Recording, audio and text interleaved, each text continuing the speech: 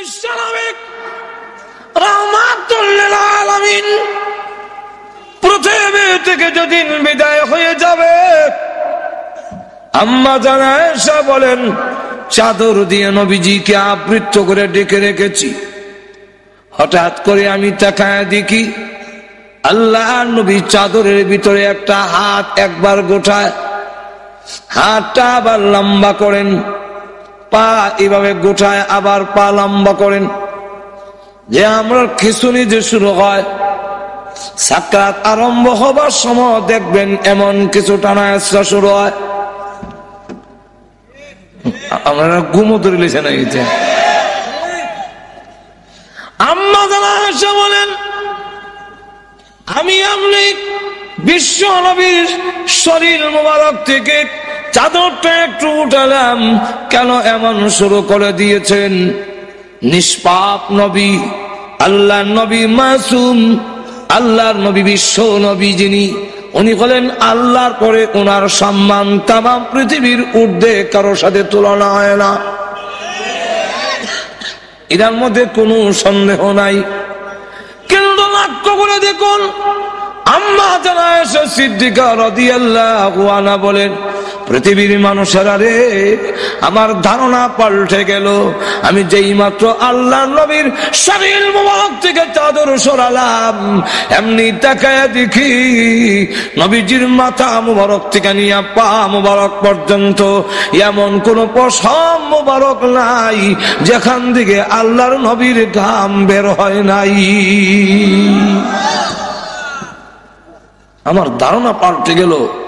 নবীর যদি রকম, তাহলে আল্লাহ যে বলছেন কুল্লু নাফসিন যায়িকাতুল মাউত, এই আয়াত 100% ঠিক। একটু জোরে কর না।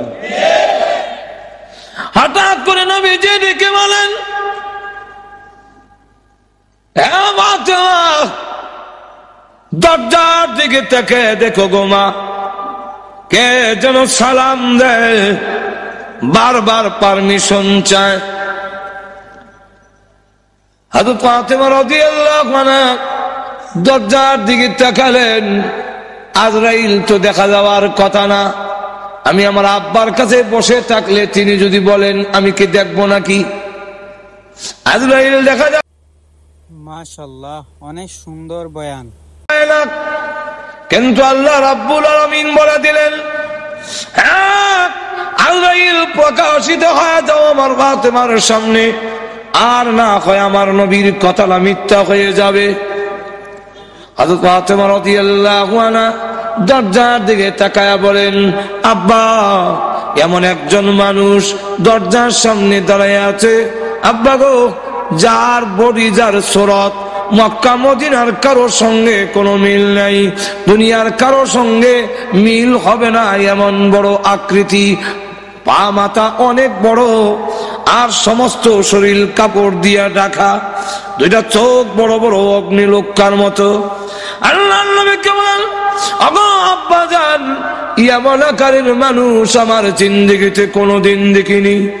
আল্লাহর নবীর মাথা মুবারকে ব্যথা, বুকে ব্যথা, তারপরও উনি বহু কষ্টে দরজার দিকে তাকিয়ে বললেন, মা হাযা মালাকুল মাউত, হাযা হাজিমুল লাজ্জাত ইয়ানিল মাউত। তিনি বলেন আজরাইল মালাকুল মাউত, তিনি হলেন দুনিয়ার সমস্ত স্বাদ কর্তনকারী, যিনি দুনিয়ার সমস্ত স্বাদ মজা কেটে দেয়, সেই আজরাইল গোমা হাজির হয়েছে। হযরত ফাতেমা রাদিয়াল্লাহু আনহা বলেন, ওগো আব্বা জান, এই মুহূর্তে কেন তিনি আসলেন? কয়েক সপ্তাহ ধরে আপনি অসুস্থ, এই মুহূর্তে কেন এসেছেন? আমার বুঝবার বাকি নাই। আপনাকে নেওয়ার জন্য এসেছেন? না, পারমিশন দিব না, অনুমতি দেওয়া হবে না আপনার এই ঘরে ঢুকার জন্য। হ্যাঁ আব্বা, আপনি পৃথিবী থেকে বিদায় হয়ে গেলে আমি কোথায় যাব, কার কাছে দুঃখ প্রকাশ করব? হাসান হুসাইন কার কাছে গিয়ে প্রবোধ নেবে? না, পারমিশন দিব না। আল্লাহর নবী রেখে বলেন, ও ফাতেমা, দরজা বন্ধ করে রাখতে পারো, কিন্তু জেনে রাখো আজরাইলকে ফিরায় রাখা সম্ভব নয়। মাগো, কারো পারমিশন নেয় না, কারো ঢুকার জন্য আজরাইল অনুমতি নেয় না। এটা আমার সম্মান, এটা আমার মর্যাদা, আমার অনুমতি নিয়ে ঢুকতে চায়। অনুমতি যদি না দাও, সে কিন্তু অনুমতি ছাড়া ঢুকার পারমিশন তাকে আল্লাহ দিয়ে রেখেছেন। সুতরাং পারমিশন দিয়ে দাও, অনুমতি দিয়ে দাও, জানায়া দাও আমি বলেছি ঘরে ঢুকার জন্য। আজরাইলকে যখন অনুমতি দেওয়া হলো, তিনি এসে বলেন, আসসালাতু ওয়াসসালামু আলাইকা ইয়া রাসূলুল্লাহ, আল্লাহ আমাকে পাঠিয়েছেন, আপনি যদি যেতে চান গো আপনাকে নিয়ে যাব, থাকতে যদি চান আল্লাহ হায়াত বাড়ায়া দিবে, কোনটা করবেন? আল্লাহর নবী বলেন, তুমি অপেক্ষা করো, যাব কি যাব না এখন বলবো না, হাত্তা ইয়াতিয়ানি জিবরাইল, জিবরাইল আমার কাছে আসার আগ পর্যন্ত তুমি অপেক্ষা করো। জিবরাইল আসার পরে আল্লাহর নবী রেখে বলেন, জিবরাইল, আজরাইল বলে আমার নাকি যাওয়ার সময় হয়ে গেছে, তোমার মতামত কি? জিবরাইল আলাইহিস সালাতু ওয়াস সালাম তখন কোরআন শরীফের একটি আয়াত তিনি পড়লেন, ইন্নাকা মাইতুন ওয়া ইন্নাহুম মাইতুন। ওগো নবী, আল্লাহ আগেই বলেছেন আপনিও মরণশীল, তারাও আপনার দুশমনরা। আমার মা বুঝুননি কেন জানি, কিছু হা না কর না কেন? রাসূলকে বলতেছেন ইন্নাকা মাইতুন ওয়া ইন্নাহুম মাইতুন, আপনিও মরণশীল, আপনার দুশমনরাও মরণশীল। আল্লাহর নবী বুঝে ফেললেন জিবরাইল ইঙ্গিত দিয়েছে চলে যাওয়ার জন্য। নবীজি কান্দেন।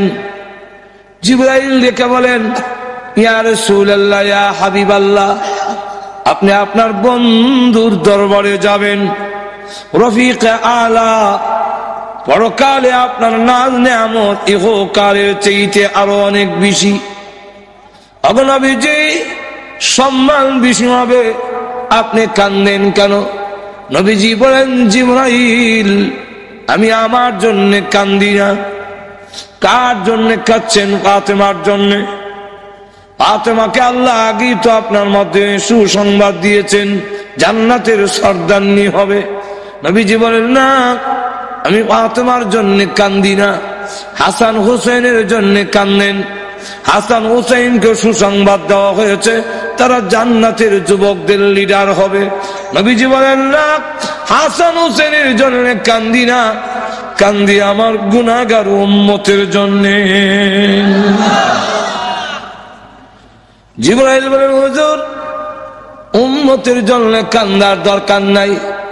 ওগো নবীজি, আপনি কেন কান্দেন? আপনার উম্মতের নাম ঠিকানা সহ সবগুলো আপনার রওজাতে পৌঁছাইয়া দেওয়া হবে। নবী যাওয়ার দরকার হয় না, বিশ্ব নবী কোথাও যাওয়ার প্রয়োজন নাই, দুরুদ আর সালাম আনার জন্য নবী যাওয়ার দরকার নাই। কারণ নবী কেন নিবেন? নবী কেন আসবেন? আমার ডাকে নবী আসবেন। যদি আমি দামি হই, তাহলে আমার ডাকে আরেকজন আসবে। ঠিক কিনা? হুজুর যদি ডাক দেখে এদিকে আইব, এখন কি আপনারা কইবেন হুজুর এদিকে?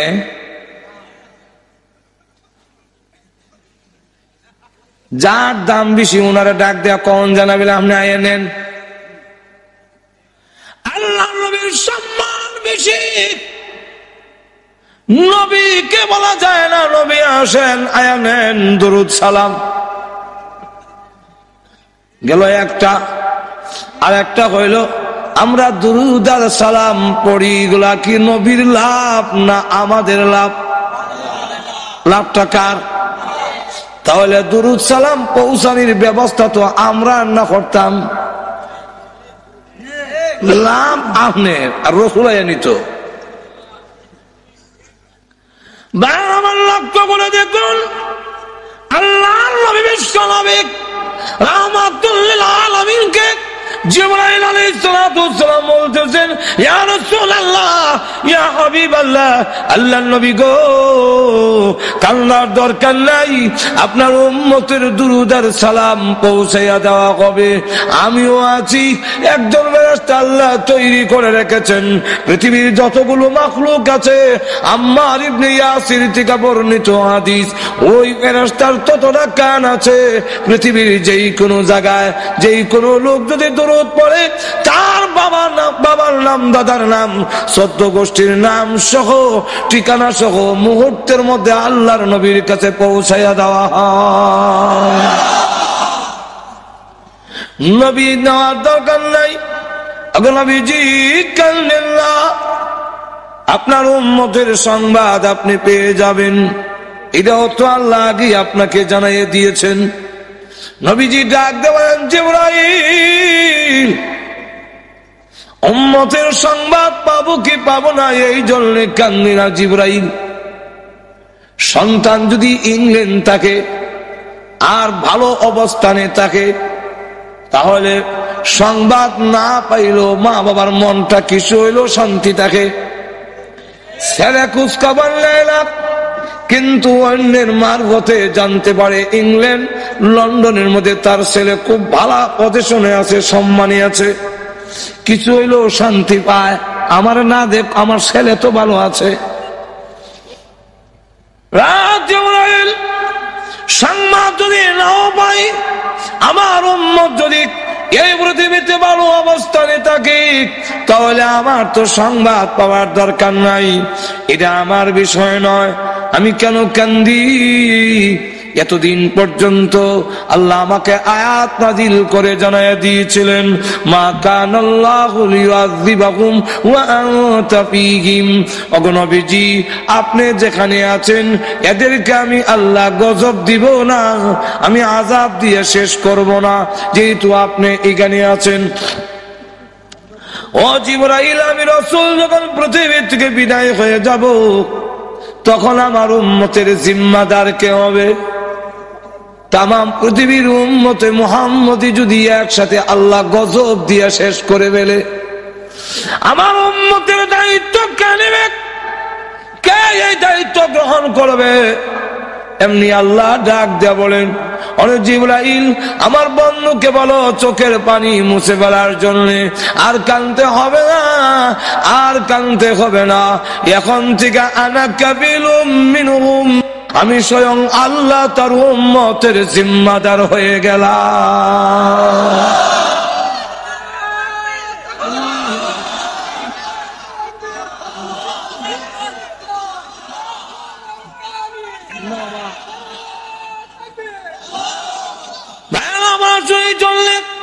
আল্লাহ নবী বিশ্ব নবী রাহমাতুল লিল আলামিন তখন ডাক দিয়া বলেন, ওরে আজরাইল, এবার আমার রূহ তুমি বের করো।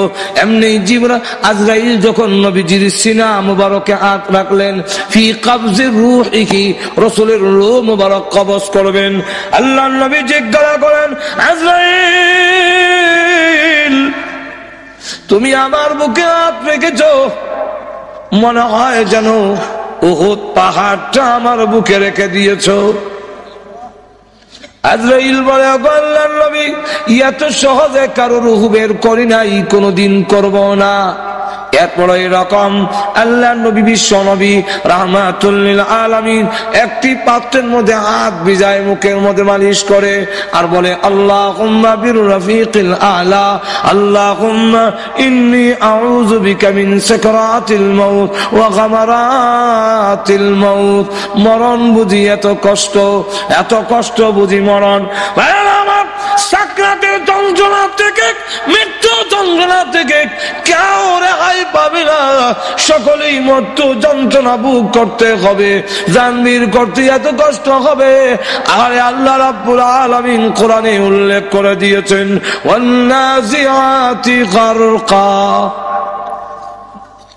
والنازعات غرقا والناشطات نشطا سلام قولا من رب رحيم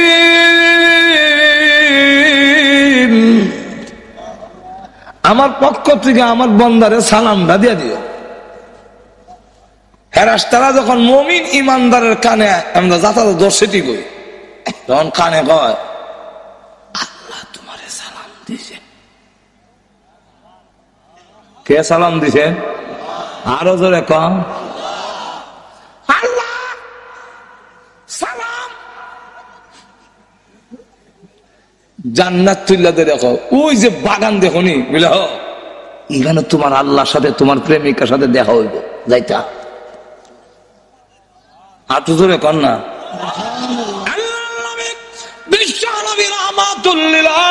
বলেন আবু বকর, তোমার রূহ বের করার সময় আল্লাহর ফেরেশতারা কানের কাছে কোরআনের আয়াত পড়বে আর রূহ বের করবে।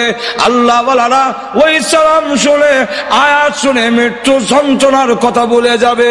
আল্লাহর নবী বলেন, ও আবু বকর, এই আয়াত পড়বে তোমার কানের কাছে, ইয়া আইয়াতুহান নাফসুল মুতমাইন্না ইরজিই ইলা রাব্বিকি রাদিয়াতান মারদিয়া ফাদখুলি ফি ইবাদি ওয়াদখুলি জান্নাতি।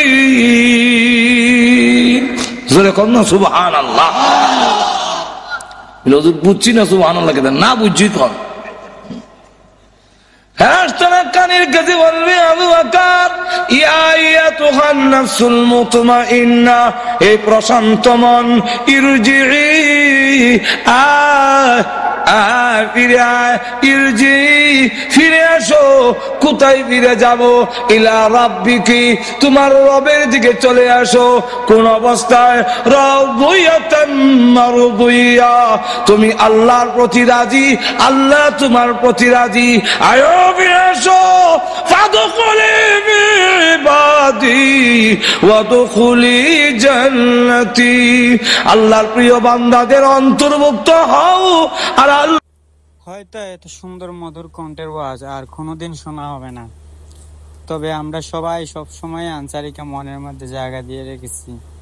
সবসময় তার ওয়াজ শুনেই তাকে আমরা স্মরণ করি। হয়তো এই কোরআনের পাখির কণ্ঠটা আর শোনা হবে না। আল্লাহর তৈরি জান্নাতের ভিতরে ঢুকে যাও।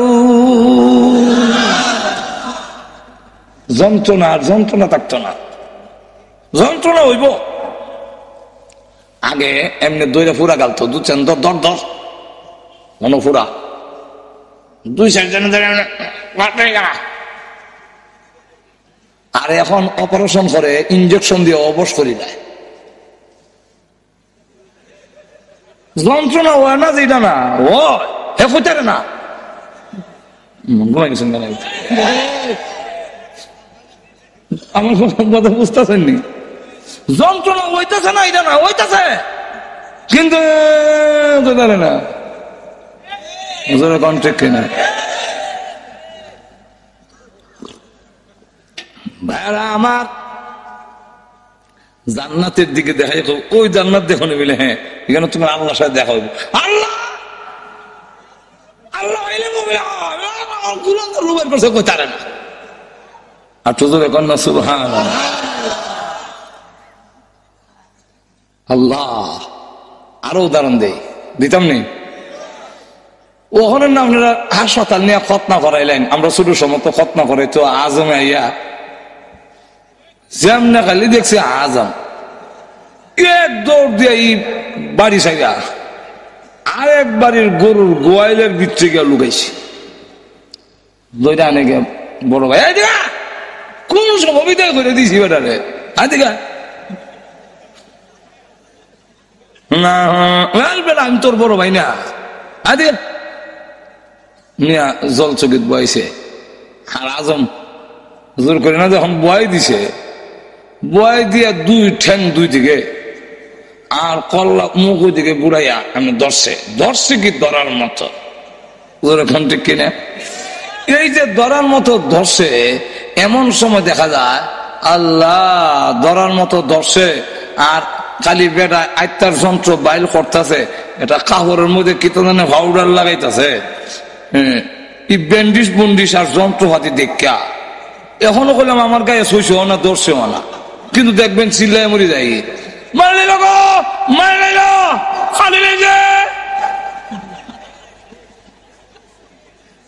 আর যে ধরছে এখন কইতাছে না না কিচ্ছু লাগবে না, না কিচ্ছু কোনটা না, এই সময় নিরামেন।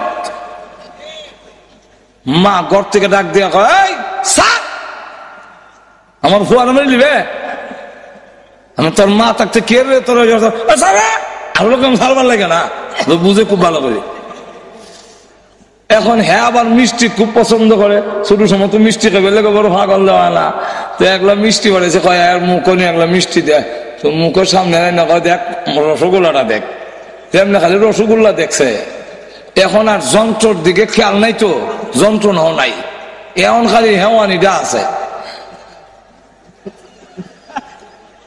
মানে খালি এইটা নাই, আর এখন খালি যন্ত্রণা নাই, খালি হেওয়ানি। এই অবস্থায় রসগোল্লা দিছে মুখে, মুখে দেওয়ার পরে যেই মাত্র এখানো করছে দাঁত করতো, রসগোল্লা সারা জিব্বা যখন সরে গেছে কি চোখ টিপ দিয়া বাড়ি করো না, চিন্তা করো না, ঘাবড়াও না, ওই জান্নাত তাকায়া দেখো, জান্নাতের দিকে তাকাইয়া রসগোল্লা শরবতের গ্লাস মুখের সামনে দেখায়, তোরে খাওয়াইতাম। এই অবস্থা দেখে আজরাইল কোন সময় তার রুহু বের করেছে একটুকু খবর থাকবে না, যদি সত্যিকারের মুমিন হওয়া যায়। আর না এমন চাপ দিয়া ধরবে, হাড্ডিগুলো যখন ভেঙে চলমার হয়ে যাবে, চিৎকার হয়ে থাকবে তোমরা খেলা গো আমাকে একটু সাহায্য করো, কিন্তু না কেউ সাহায্য করবে না। একটা জিতা বকরি ছাগলের চামড়া টেনে চুললে যদ্দুর কষ্ট হবে, এর চাইতে বেশি কষ্ট অনুভব হবে যখন প্রাণ পাখি বের হয়ে যায়। এমন হয় অবস্থা শরীরে একটা মাছি বসলেও সে ব্যথা পায়, বরদাস্ত করা যায় না। এমন কোন অঙ্গ নাই যা ভালো রয়েছে, সবগুলো ব্যঙ্গে চুরমার করে বেড়ে দিয়েছে, সবগুলো ব্যঙ্গে একবারে শেষ করে দিয়েছে। এইভাবে রুহু বের করে যখন নিয়ে যাবে আল্লাহ রাব্বুল আলামিনের দরবারে, আর দেহটারে গোসল গোসল দে, আস্তে দেওয়া বড় দুঃখ পায়, আস্তে দেওয়া। ওই অবস্থা যদি দেখে বলে তোমরা কারা গো, দাও আমাকে তাড়াতাড়ি কবরে নাও, কবরে নিয়ে যাও, কবর আমার জন্য বড় আরামের ঘর, তাড়াতাড়ি নিয়ে যাও। আর যদি গুনাহগার হয় দেখে বলে আমার নিও না, বিদায় দিও না। এই দেহটাকে কবরে নিয়ে শুয়ে দিলে আযাবের কোনো সীমা থাকবে না। কবরে যখন নিয়ে যাক, কবরের আযাব থেকে কেউ রেহাই পাবে না। আল্লাহর নবী বিশ্ব নবী রাহমাতুল লিল আলামিন বলেন, কবরের আযাব থেকে যদি রেহাই পেত আমার সাদ ইবনে আবি আমার সাদ ইবনে মুআয রাদিয়াল্লাহু আনহু রেহাই পেত। হযরত খাদিজাতুল কুবরা রাদিয়াল্লাহু আনহা কান্দে, আম্মা জান আয়েশা খাদিজাতুল কুবরা চোখের পানি ছেড়ে দিয়ে ইন্তেকালের সময় কান্দে। আল্লাহর নবী জিজ্ঞাসা করেন, ও খাদিজা কেন কাঁদলো? কান্দি কারণে আমি পৃথিবীর থেকে বিদায় হয়ে যাবো গো নবীজি, কিন্তু ভয় লাগে, কবরের কোনো সামান নাই, কোনো প্রস্তুতি নাই, কি নিয়ে কবরে যাব গো নবীজি, ভয় লাগে। আল্লাহ নবীকে আরো বলেন আরেকটার জন্য কান্দি, একটা হলো আমি পৃথিবীর থেকে বিদায় হইয়া কবর কি লইয়া যাব, কবরের কোনো সামান আমি খাদিজাতুল কুবরা নাই, এই জন্য কারণে। আর একটা কারণ হলো মক্কার বেঈমান কাফেররা আপনার প্রতি নির্যাতন করে, আপনাকে কষ্ট দেয়। আমি খাদিজা আপনার পাশে ছিলাম, আমি বিদায় হয়ে গেলে আপনার সহযোগিতা কে করবে? নবীজি দুঃখের পাশে ছিলেন খাদিজাতুল কুবরা, আমি বিদায় হয়ে গেলে তখন আপনার সহযোগিতা কে করবে? ফাতেমা রাদিয়াল্লাহু আনহা এই সময় ছোট ডাক দিয়ে বলে, মা আপনি কাঁদলেন না, আপনি বিদায় হয়ে গেল, আমি ফাতেমা আব্বার সাথে আছি, জীবন যেতে পারে আমি আমার বাবাকে ছেড়ে দূরে যাব না। এই জন্যে আল্লাহ নবী যখন দাওয়াতের কাজে যেতেন হাতে পিছাতে কোমর ধরে রাখত, কাপড় ধরে রাখত। হযরত খাদিজাতুল কুবরা রাদিয়াল্লাহু আনহা যখন কাঁদলে, আল্লাহ নবী বিশ্ব নবী রাহমাতুল লিল আলামিন ডাক দিয়ে বলেন, খাদিজা কাঁদো না, তোমার সতীনদের কাছে আমার সালাম পৌঁছাইয়া দিও। হযরত খাদিজাতুল কুবরা বলেন, ইয়া রাসূলুল্লাহ, আমার সতীন কারা আবার সালাম দিতাম? আপনি তো আমার আগে আর কোন বিয়ে করেন নাই, কেডা গেল আমার আগে সালাম দিতাম গিয়া? আল্লাহ নবী বলেন, ও খাদিজা, জান্নাতের ভিতরে মরিয়ম এবং আসিয়ার বিবাহ আমি বিশ্ব নবীর সাথে হবে, তাই তারা হবে তোমার সতীন। এই কথার মাধ্যমে জানাইয়া দিলাম সালাম দিও। এর অর্থ হলো তুমিও আল্লাহর তৈরি জান্নাতের ভিতরে চলে যাচ্ছ। তাদেরকে সালাম দিতে গেলে জান্নাতে যাওয়া লাগতো না, দুজকে গিয়া পাইব। হযরত খাদিজাতুল কুবরা রাদিয়াল্লাহু আনহা এর পরে ভয় করে, আল্লাহর নবী আপনার ব্যবহারের একটা কাপড় দিবেন আমার কাপড়ের ভিতরে দেওয়ার জন্য। নবীজি, আমার বিশ্বাস আপনার ব্যবহারের কাপড় যদি আমার কাপড়ের ভিতরে থাকে তাহলে কবর আমাকে চাপ দিতে পারবে না। হযরত খাদিজাতুল কুবরা রাদিয়াল্লাহু আনহার মতো মহিলা, যাকে আল্লাহ সালাম দিয়েছেন। কে সালাম দিয়েছেন? আর আমরা দেশের মহিলারে না হয় প্রধানমন্ত্রী সালাম দিল, কি তৈলতে অন সালাম পাইবা 5 বছর পরে ভিডিও হইবা মাজর। এখন ঠিক এটা বাংলাদেশের পৃথিবীর ইতিহাস। ন্যায় সম্মানে বিদায় দেওয়া সম্মান করিয়া বিশ্বের বড় প্রেসিডেন্ট বুশ পর্যন্ত 8 বছর রইল ক্ষমতা, আর শেষ বেলা দেখা যায় জুতার ভিটা দিয়ে বিদায় করে দিছে। ঠিক কিনা? খাদিজাতুল কুবরা মা বোন আছে আজকের মাহফিলের পিছনে, এই জন্য মা বোনকে বলবো যে খাদিজাতুল কুবরা রাদিয়াল্লাহু আনহা আল্লাহর নবী, মনে হয় আমরা হুজুর আইতাছে, কারণ টাইম হুজুর আনেন, হুজুররা আনেন ভাইরা আমার, মানে কারণ প্রত্যেকের তো একটা টাইম আছে, এখন ঠিক না? 12টার ভিতরে দোয়া হইব, তো আমরা বরুণা হুজুর উনিও আছেন, আইসা দোয়া করবে। আবার 12টা বাজে গেলে অনেকের বাসা বাড়ি তো, এটা তোর গ্রামগঞ্জ না, বাসার বাড়ি শেষে গেটে আর খোলা হয়তো না, সারা রাত 12 তাউন লাগবো খারাপ। ভাইরা আমার লক্ষ্য করে দেখুন, খাদিজাতুল কুবরা রাদিয়াল্লাহু আনহা ইসলামের জন্য এই খেদমত করার কারণে মা বোনদেরকে বলো অনুসরণ করেন খাদিজাতুল কুবরা রাদিয়াল্লাহু আনহাকে। খাদিজাতুল কুবরা রাদিয়াল্লাহু আনহা আল্লাহর নবী যেইভাবে সহযোগিতা করেছেন, একেবারে প্রাথমিক অবস্থায় সকলের আগে ঈমান আনলেন। আল্লাহর নবী বলেন, খাদিজা বলো লা ইলাহা ইল্লাল্লাহ মুহাম্মাদুর রাসূলুল্লাহ, সঙ্গে সঙ্গে তিনি পড়ে নিলেন। আল্লাহর নবী বলেন, খাদিজা প্রশ্ন করলেন না, খাদিজাতুল কুবরা, তোমার কপাল ভালো, তোমার ভাগ্য ভালো, এটা আকাশের পূর্ণিমার চন্দ্র নয়। তাওরাত কিতাব যদি সত্য হয়ে থাকে, এর ব্যাখ্যা হলো আমিনার পূর্ণিমার চন্দ্র সর্বপ্রথম নবী হইয়া তোমার কোলে উদয় হবে। এটা হলো ব্যাখ্যা। নবীজি দিনের কাজে বাইরে থাকলে ধন সম্পদ উজাড় করছে নয়, ধন সম্পদ বিরাট বড় শিল্পপতি আছিল, সব দিলাইছে ইসলামের লেগে। এর পরে আবার আল্লাহু আকবার, রাত্রে আয়েশা ডাক দেয়, খাদিজা লাব্বাইক ইয়া রাসূলুল্লাহ, প্রথম ডাকে জবাব দাও, ঘুমাও নাই? আপনি ঘুমাইলে আল্লাহ কাছে আমি কি জবাব দিব? আমি ঘুমাইলে আপনার দরজা যখন ডাকবেন, খাদিজা খাদিজা খাদিজা, আমি ঘুমোচিত্রে হয়ে ঘুমাই দিলাম, আপনার ডাক শুনলাম না। আল্লাহ কিয়ামতের মাঠে বলবে, ও খাদিজা, আমার নবী তোমার দরজায় ডাকে আর তুমি নাক ডাকে ঘুমাও। হাঁটু ধরে কর না।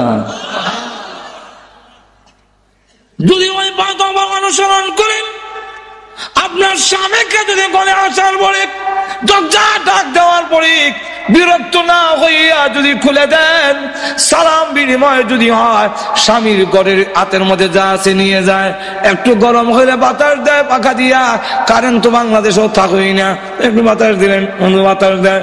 এমনি আল্লাহর পক্ষ থেকে ঘোষণা দেওয়া হয়, ফেরেশতারা রে এই পুরুষটা নেক আমল করে জাহাদে গিয়া, জুম্মা নামাজে গিয়া, ওয়াজ তাফসীরে গিয়া, রুজি রোজগার কইরা যা সওয়াব পাইছে, এই সম পরিমাণ সওয়াব মহিলার আমল নামায় লিখে দাও। হযরত খাদিজাতুল কুবরা রাদিয়াল্লাহু আনহা দেখেন এইভাবে করার কারণে উনাক প্লেট দিয়ে খাওয়ান লই আইতাছে নবীজির দরবারে। এমন সময় জিবরাইল রাসূলের কাছে বসা। জিবরাইল কয়, ইয়া রাসূলুল্লাহ, এই মুহূর্তে মহান আল্লাহ আপনার খাদিজাকে সালাম দিয়েছেন। একটু জোরে কোন না, খাদিজাকে সালাম দিয়েছেন। শুধু সালাম না, আল্লাহ বলেছেন খাদিজার জন্য আল্লাহর তৈরি জান্নাত ওয়াজিব হয়ে গেছে। সুতরাং মা বোনরা যদি খাদিজাতুল কুবরাকে অনুসরণ করেন, তাহলে জীবনে দুনিয়া তো দামি হবে, পরকালও দামি। জোরে কোন ঠিক না?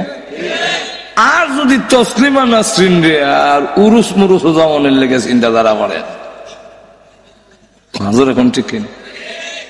একটা তো আছে আমাদের দেশের হাউজি বাম্পার এক্সিবিশন মেলা, আর আরেকটা হইলো উরুসের নাম দিয়া আরেক বড় ভণ্ডামির মেলা।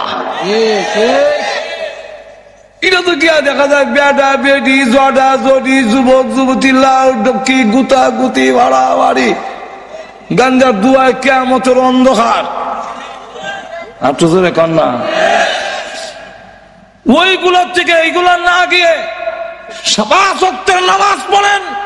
আল্লাহ রাসূল বলেছেন, ইদা সাল্লাত খামসাহা, 5 ওয়াক্তের নামাজ আদায় করেন, সামাত শাহরাহা, রমজান মাসের রোজা রাখেন, আসরাত ফারজাহা, পর্দা করেন, ওয়া আতাত বালাহা, স্বামীর কথা মেনে চলেন, ফাল তাদখুল মিন আই আবওয়াবিল জান্নাতি শাআত, আপনি যে কোনো দরজা দিয়ে ইচ্ছে 8টা বেহেশতের প্রত্যেকটা দরজা খোলা থাকবে, যে কোনো দরজা দিয়ে ইচ্ছে আল্লাহর তৈরি জান্নাতের ভিতরে প্রবেশ করতে পারবেন। আর আপনারা খালি এটা তো মহিলারও কইলাম, হেরা কইব খালি বেড়াইন তেরো কয়, আমরা দেশের বেড়াইন বালা না। আর তো জোরে কন্যা, সারা জীবন সাহেব বউরে গোলাম বান্দিনীর লাগান, দাসী বান্দির লাগান রাখতো। ধরে করো, আমি জামাই, এই সিস্টেম ইসলাম মানে না। আর তো জোরে কন্যা, এই সিস্টেম ইসলামে মানে না। একজন বান্ধবী এবারে থাকবার আপনি নবাব নাসরুল্লাহ থাকবেন, ইরার নাম যদি সালাম হয়, তাহলে তো আমরাও কিছু কদম বসি করণ দরকার। বউ করবো মনে করেন 29 দিন, আপনি একদিনও তো বউর ভাও ধরে কইতেন বিলাও তোমার ভাওটার ধরে ঠিক কিনা? ফির সাহেব যদি ভাওয়া ধরায় মুড়িতে 29 দিন, ফির সাহেব তো মুড়িদের একদিন এলো ধরতো। কই হয়েছেন এগুলা? মাজুরে কোন ঠিক কিনা? কই হয়েছেন এগুলা? আল্লাহ নবীর কদম ধরে সালাম বলেছেন, কেউ কদম ধরে করেছেন, এর ইতিহাস নাই। ওই মুসলিম শরীফের ধরে দিছিল, হুয়া মেরে দিছিল কদম বুসি, এটার নাম এটার নাম কদম বুসি, আর আমরা এটার নাম আত বুসি। আত বুসি, আত বুসি দেন সুমনা বুসক, সুমা দেওয়ান, তো কদম ফাও সুমা দেওয়ান দেলাই দি, এটা দিয়ে আত বুসি। মাজুর এখন ঠিক কিনা? সুমা দে আতে নাম হলে কদম বুসি। যেরকম ঠিক কিনা? একজন গোলাম আর একজন মনে দেখা যায় বাদশা, এরকম এই সিস্টেম এটা আল্লাহ গ্রহণ করেন না, আল্লাহ পছন্দ করে না, ইসলাম পছন্দ করে না, বিশ্বনবী পছন্দ করে না, সাহাবায়ে কেরামের আদর্শের মধ্যে নাই। বরং ইসলামের একটাই সালাম, সেটা হবে আসসালামু আলাইকুম। আর তো জোরে কন্যা, আপনিও কি এক বেগম সাহেবরা সালাম দিবেন? সালাম জীবনও দেয় না, খালি কদম বুঝি করো। আবার মামা শ্বশুর আইলে মামা শ্বশুরে করো গো, মামা শ্বশুর 10 হাত দূরে, বউ নমারিত কাবলায়, তো মামা শ্বশুর এখান থেকে আবার লাগতো না গো, লাগতো না, বাচ্চা দা সালাম বলে লাগতো না কেনা আপনি অন্য কেনা মাজুর এখন ঠিক কিনা এখন ঠিক কিনা না আপনিও করে ঢুকে সালাম দেন আল্লাহ নবী দেখাইয়া দিয়েছেন স্ত্রীর কি পাওনা আম্মা জান আয়েশা বলেন আমার জিন্দেগিতে কোনদিন আগে আল্লাহ নবীকে সালাম দিতে পারি নাই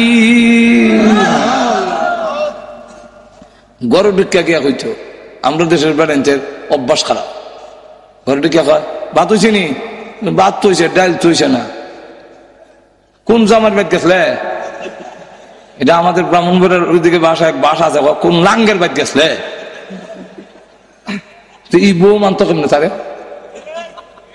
আর দিন আপনি রাত গিয়া ডাকলে 10 বার ডাকলো দরজা খোলে না খালি কয় এই আস্তে গাইছি আস্তে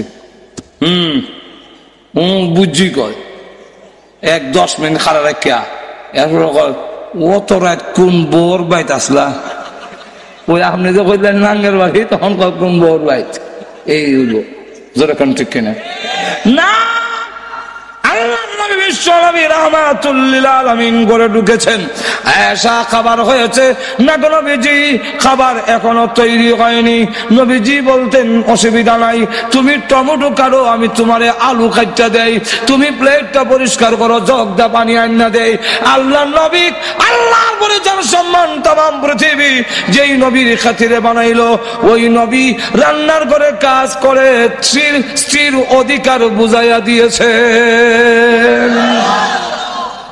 সুতরাং আমরাও যদি এরকম করতে পারি তবেই আমাদের স্ত্রীরাও আমাদেরকে সম্মান করবে ইজ্জত করবে নাবির মধ্যে মাটি আছে হোক মুসলমান হোক অমুসলমান বিশ্বাসী অবিশ্বাসী যারাই হোক না কেন প্রত্যেকটা মানুষকে তৈরি করার সময় ওই জায়গা থেকে এক চিমটি মাটি এনে তার নাবিটা গঠন করা হয়েছে যেই জায়গাতে তার মৃত্যুর পরে কবর দেওয়া হবে দাফন করা হবে আপনাদের প্রশ্ন হতে পারে যেই সমস্ত হিন্দুরা আগুন দিয়া জ্বালায়া পোড়ায়া শেষ করে দেয় এদেরকে তো হুজুর খবরই দেয় না তা আপনার এই কথার কি অর্থ হিন্দুরার কবর দেয় না আগুন তো ফুটিলা তইলে গেল কই এটারও জবাব দিয়েছেন আগুন দিয়া পোড়াইলো যেহেতু নাবিটা মধ্যে মাটি আল্লাহ দেওয়ার জন্য অর্ডার দিয়েছেন সমস্ত শরীর পুড়লেও নাবিটা আগুনে পুড়ে না নাবি সহ আর শালি সহ নিয়ে যেখানে রাখে ইজন থেকে হেরে বানিয়েছে কোন মানুষ যদি নদীটা বাসায় দেওয়া হয় সমস্ত শরীর পচবে কিন্তু নাবি পচবে না সমস্ত শরীর পচে গেলে নাবিটা যেই মাটির সাথে মিশে যাবে বুঝতে হবে ওই জায়গার মাটির থেকে ফেরেশতায় এক কাবলা মাটি এনেছিল যদি তার বাগে খেয়ে ফেলে সমস্ত শরীর হজম হবে নাবি হজম হবে না নাবিটা পায়খানার সাথে বের হয়ে আসবে এই জন্য আল্লাহ নবী বিশ্ব নবী রাহমাতুল লিল আলামিন বলেন ওই হাদিস এনেছেন তাফসীরে মাজহারির মধ্যে যে আমি আবু বকর ওমর এই তিনজনকে আল্লাহ এক জায়গা থেকে সৃষ্টি করেছেন এই জন্য আল্লাহ নবী বিশ্ব নবী রাহমাতুল লিল আলামিন যেই জায়গায় শুয়ে আছেন ওই জায়গাটা জান্নাতের টুকরা তাই আবু বকর সিদ্দিক রাদিয়াল্লাহু আনহু ইন্তেকালের পরে ওনাকে ইন্তেকালের আগে জিজ্ঞাসা করা হইল যেহেতু বুখারী শরীফের মধ্যে আসছে কাফনের কাপড় দিয়া বললেন ও আয়েশা আমি পৃথিবী থেকে বিদায় হয়ে গেলে আমি আবু বকরকে এই যে কাপড়গুলো দিলাম কাফন দিও আম্মা জান আয়েশা সিদ্দিকা রাদিয়াল্লাহু আনহা বলেন ওগো আব্বা জান তিনটা কাফনের কাপড় দিয়েছেন এর মধ্যে দুইটা পুরাতন একটা নতুন কেন গো তিনটা নতুন কাপড় দেওয়ার মতো তৌফিক কি আমাদের নাই আপনি তিনটা পুরাতনের কাফনের মধ্যে দুইটা পুরাতন কাপড় একটা নতুন দিলেন কেন হযরত আবু বকর সিদ্দিক রাদিয়াল্লাহু আনহু বলেন মা তিনটা নতুন কাপড় দেওয়ার মতো তৌফিক তোমাদের আছে এই বিশ্বাসও আমারও আছে কিন্তু জানোনি কেন দিয়েছি দুইটা পুরাতন একটা নতুন মাগো আমি 2টা বছর রাষ্ট্র চালাইলাম দেশের জনগণকে জামা কাপড় দেওয়া এটা আমার দায়িত্ব ছিল কবরে যাওয়ার পরে আমাকে যদি জিজ্ঞাসা করা হয় আবু বকর তুমি কি দেশের জনগণকে নতুন জামা কাপড় পরাইয়া এসেছো আমি তখন আল্লাহর কাছে বলবো, খোদা সকলকে নতুন জামা কাপড় পরাইতে পারি নাই বলে আমি 2টা পুরাতন কাপড় নিয়ে হাজির হয়েছি। সুবহানাল্লাহ। হযরত আবু বকর সিদ্দিক রাদিয়াল্লাহু আনহু বললেন, আব্বাজান, আমরা জানতে চাই আপনাকে কোথায় দাফন করব? আবু বকর সিদ্দিক রাদিয়াল্লাহু আনহু বলেন, ওগো মা, আমার নতুন করে বলার দরকার নাই। আমার ইন্তেকালের পরে তোমরা গোসল দিবে, কাফন পরাবে, জানাজার নামাজ পড়ে বিশ্ব নবীর রওজার পাশে নিয়ে সালাম দিয়ে জিজ্ঞাসা করবে। আল্লাহর নবী যদি জবাব দেয় তাহলে নবীর পাশে শোয়াবে, আর না হয় দূরে শোয়াইয়া দিও। হ্যাঁ, এবং সাহাবীরা অমত, ও আলী, তোমরা শুনে রাখো, আল্লাহর নবী বিশ্ব নবী রাহমাতুল লিল আলামিনের কাছে গিয়া যদি সালাম দাও আর জবাব দেয়, কারণ আল্লাহর নবী বিশ্ব নবী রাহমাতুল লিল আলামিন রওজা শরীফে জিন্দা আছেন। কি আছেন জোরে কোন, আর একটু জোরে কোন। এর মধ্যে কোনো সন্দেহ? বুখারী শরীফে উল্লেখ করা হয়েছে, বুখারী শরীফের একটি অধ্যায় আছে, এই অধ্যায়ের নাম হলো বাবু হায়াতিন নবী সাল্লাল্লাহু আলাইহি ওয়াসাল্লাম। এর মধ্যে ইমাম বুখারী হাদিস এনেছেন, ওয়া হুয়া ফি কবরিহি হাইয়ুন, আল্লাহর নবী রওজা শরীফে জিন্দা আছেন। নবীজি বলেন, আমার রওজার পাশে সালাম দিলে আমি রাসূল নিজ কানে তার সালাম শুনি। ও সাহাবীরা শোনো, আমি আবু বকর সিদ্দিক রাদিয়াল্লাহু আনহুর লাশটা নিয়া কবরের পাশে গিয়া যখন বিশ্ব নবীকে সালাম দিবে, নবী যদি জবাব দেয় তাহলে মনে করবে আল্লাহর রাসূল আমার প্রতি খুশি আছেন। আর যদি কোনো জবাব না দেয় তাহলে মনে করবে আল্লাহর নবী বিশ্ব নবী রাহমাতুল লিল আলামিন 2 বছরের আমার শাসনের কার্যকলাপে রাসূল নারাজ হয়ে গেছেন। আল্লাহর রাসূলের পাশে শুয়াইও না, অন্য কোন জায়গায় আমারে শুয়াইয়া দিও। রাসূল নারাজ থাকা অবস্থায় আমি আবু বকরকে রাসূলের পাশে শুয়াইও না। হযরত ওমর এবং আলী রাদিয়াল্লাহু আনহুমা বলেন, আমরা জানাজার নামাজ পড়ে নবী রাসূলের রওজার পাশে যখন লাশটা নিয়ে ডাক দিলাম, সালাম দিলাম, আসসালাতু আসসালামু আলাইকা ইয়া রাসূলুল্লাহ, ইয়া হাবিবাল্লাহ, ওগো আল্লাহর নবী, আপনার হিজরতের সাথী, আপনার দুনিয়াতে প্রধান সাথী, আপনার শ্রদ্ধেয় শ্বশুর আবু বকর সিদ্দিক রাদিয়াল্লাহু আনহুকে নিয়ে এসেছি, অনুমতি যদি দেন আপনার পাশে শোয়াবো, আর না হয় দূরে কোথাও নিয়ে দাফন করে ফেলবো। হযরত আবু বকর, ওমর এবং আলী রাদিয়াল্লাহু আনহুমা বলেন, এমনি আমরা কবর থেকে আওয়াজ আসতে শুনেছি, আদখিলুল হাবিবা ইলাল হাবিব। রে ওমর, ও আলী, আমার আবু বকর কই? আমাকে জিজ্ঞাসা করতে হবে না, আমার পাশে শোয়া দাও। আদখিলুল হাবিবা ইলাল হাবিব, তার হাবিবকে হাবিবের কাছে শোয়া দিবে, বন্ধুকে বন্ধুর কাছে শোয়া দিবে। এতদিন ছিল আবু বকর দুনিয়ার সাথী, হিজরতের সাথী, এখন থেকে হয়ে যাবে আমার রওজা শরীফের সাথী।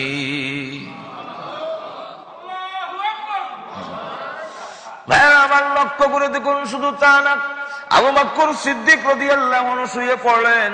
এই মাস আরবি মাস হিসাবে এই মাসটার নাম হলো মুহররমের মাস। কোন মাস?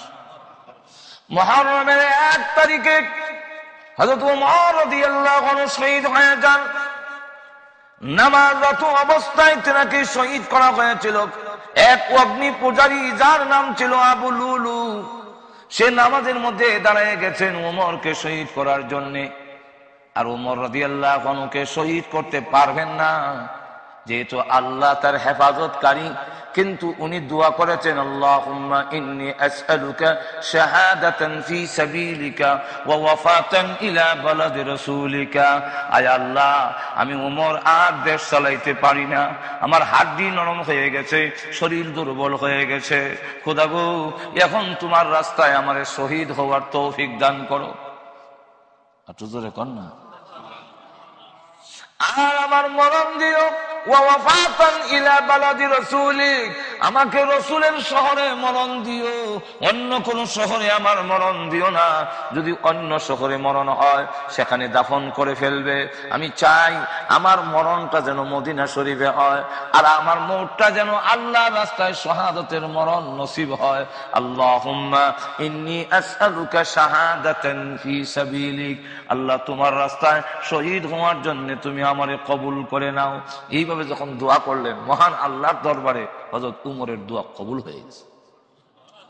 আর জোরে কন্যা আর না, ওমর রাদিয়াল্লাহু আনহুকে শহীদ করার জন্য বহু ষড়যন্ত্র করেছে, কিন্তু ব্যর্থ হয়েছে।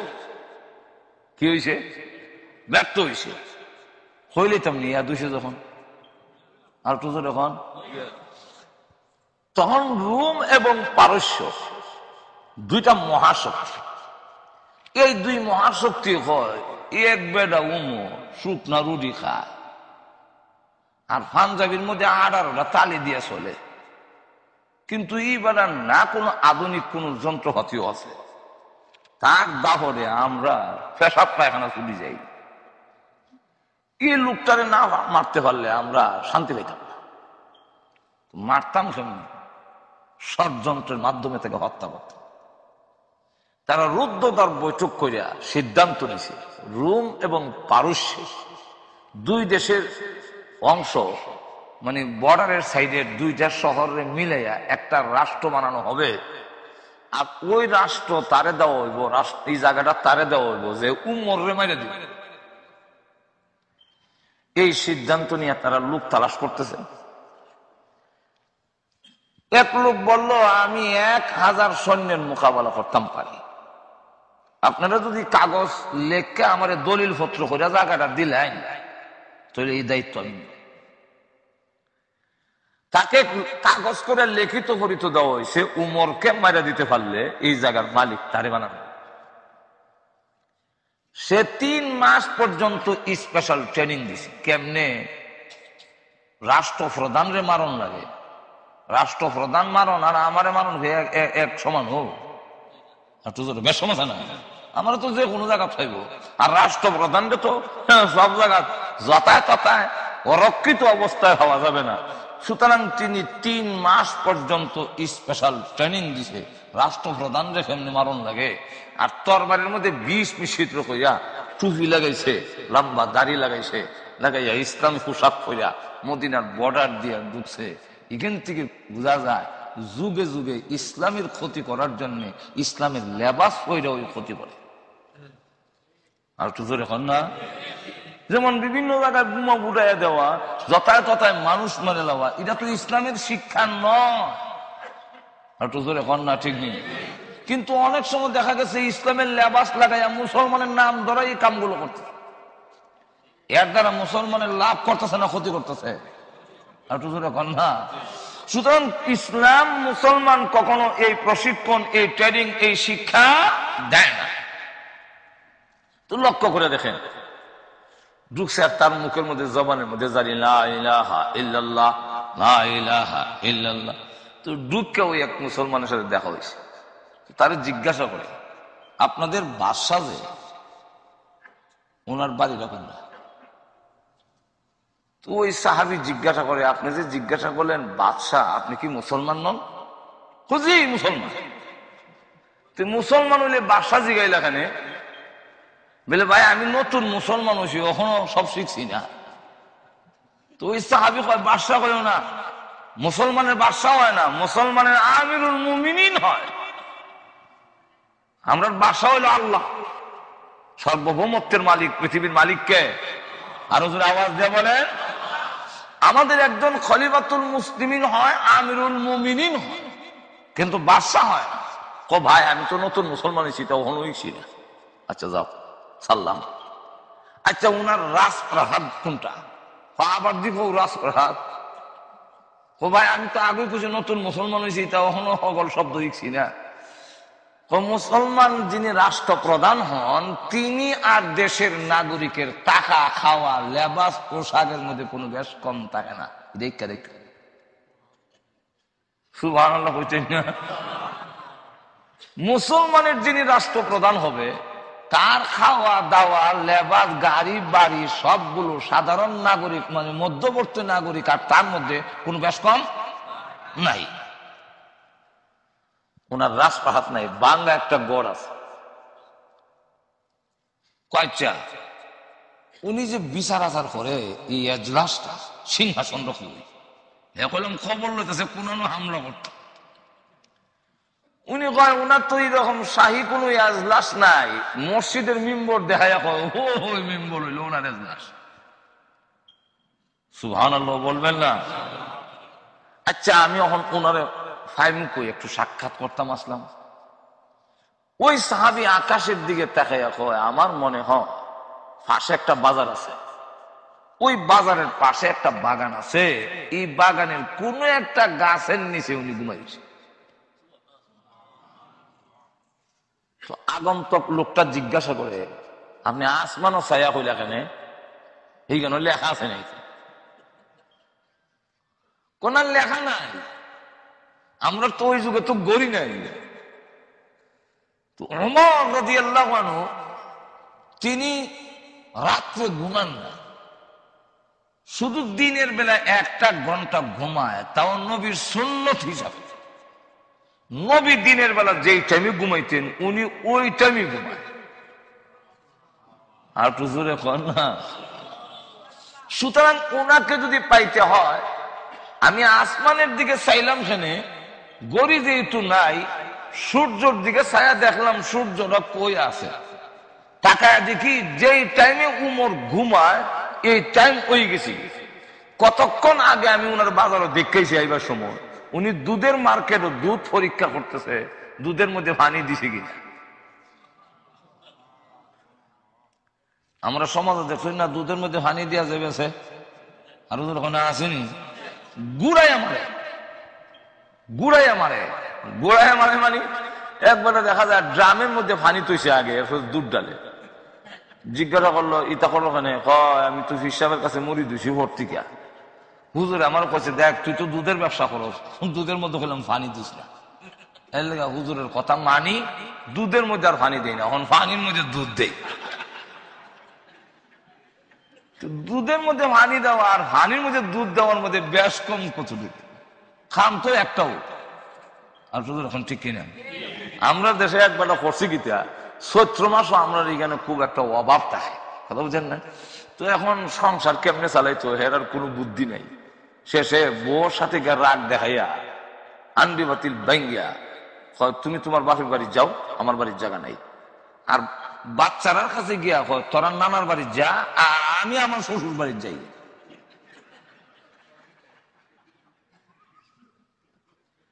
শুনতে শোনা গেছে 3 রকম।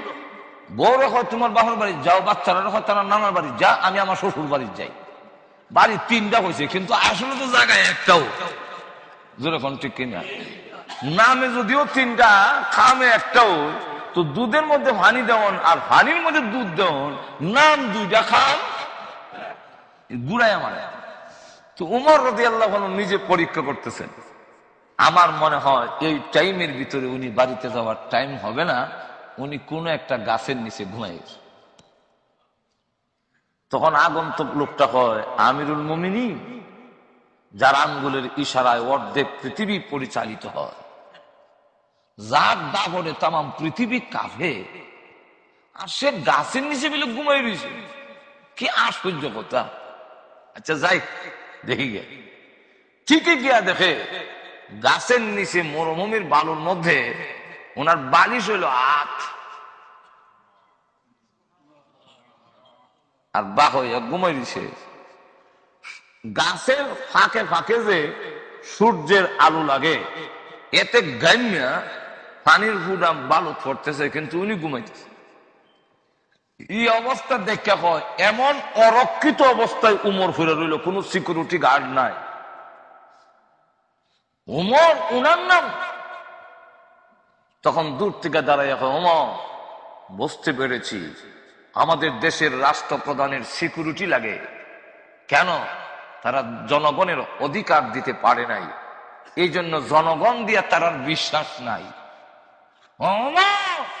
তুমি দেশের জনগণের অধিকার দিয়েছ, এই জন্য সিকিউরিটি গার্ডের কোনো প্রয়োজন নাই, গোটা দেশবাসী তোমার সিকিউরিটি গার্ড হয়েছে। যাই হোক, মারিলে আমি তো রাষ্ট্রপ্রধান দরকার, এবারের নাম আটকালে তো আমি জায়গার মালিক হইতাম না, মারিলে। হঠাৎ করে তাকায় দেখে উমরের পায়ের কাছে একটা বাঘ বৈশা লেজ দিয়া মশা মাছি দৌড়ায়। এই দৃশ্য দেখে কয় সুবহানাল্লাহ, এদিকে আর একটু আগ গিয়ে উমরকে দেখার সাথে সাথে তার অন্তরের মধ্যে এমন ভূমিকম্প আরম্ভ হয়েছে, আল্লাহ উমরের মধ্যে এমন একটি প্রভাব দিয়েছিলেন, যে কোনো সাহসী লোক উমর দেখলে হ্যাঁ না কাঁপা থাকত না। এমনকি ওই যুগে আমরা বাংলাদেশে বাচ্চারা না ঘুমাইলে মা ডর দেখায়, ঘুমাও ঘুমাও, ওই যে পাগল আইতাছে, ঘুমাও ঘুমাও, ওই যে মেঘকে আইতাছে, আর কতটা হয়, ঘুমারে ঘুমারে। ওই যুগে বলতো ঘুমাবি না উমরে ডাক দিমু। বাচ্চারা চোখ বন্ধ হইতো, ঘুমাই গেছি ডাক দিয়েন না।